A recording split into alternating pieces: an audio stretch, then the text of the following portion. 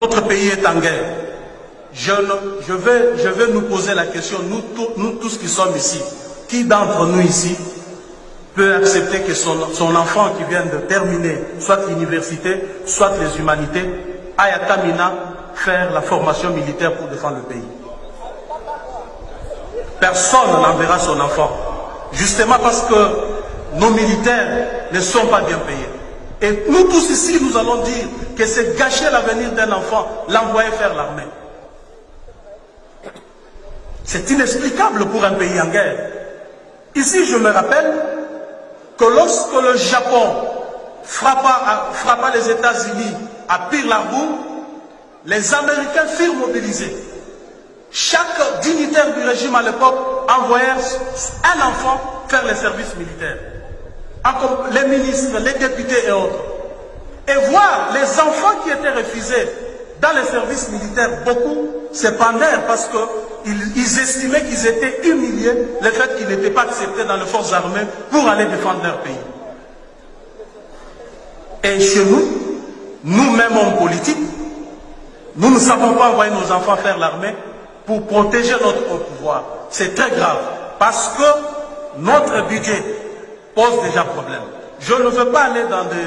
Je vais rester dans les chiffres, monsieur le Premier ministre. Je vous fais une proposition. En fait, certainement, nous allons, je vais revenir à l'ECOFIN.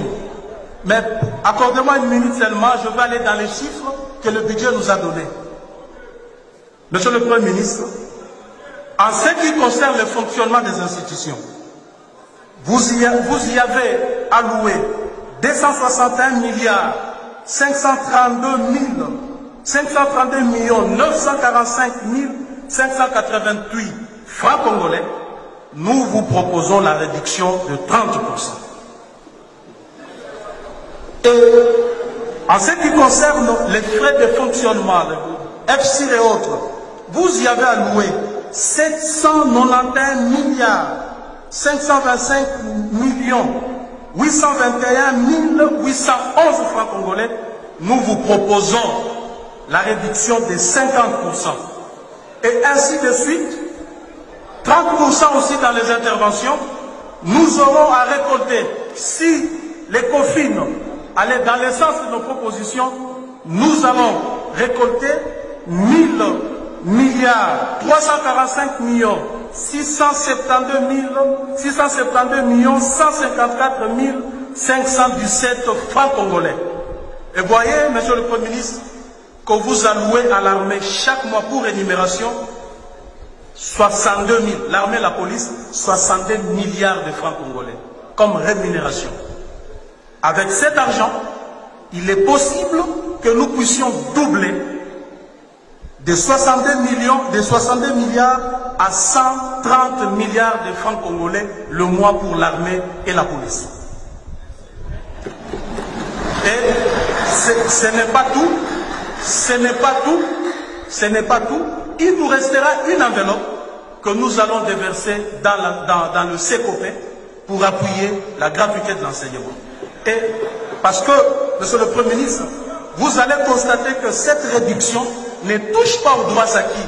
Parce qu'en réalité, si nous étions sérieux, on aurait touché même à ce qu'on appelle droits acquis. C'est-à-dire salaire des députés, des ministres et de tout le monde dans ce pays. Parce que nous sommes un pays, nous sommes en difficulté. On ne doit pas donner l'impression que nous demandons à notre peuple de faire des sacrifices, alors que nous-mêmes dirigeants, nous ne faisons pas ces sacrifices. Hein?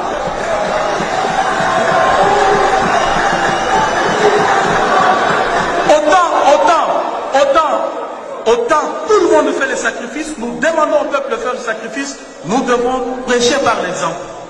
Nous devons accepter qu'aujourd'hui, ce qu'un ministre touchait hier soit divisé par deux. Nous devons accepter que ce qu'un député touchait hier soit divisé par deux.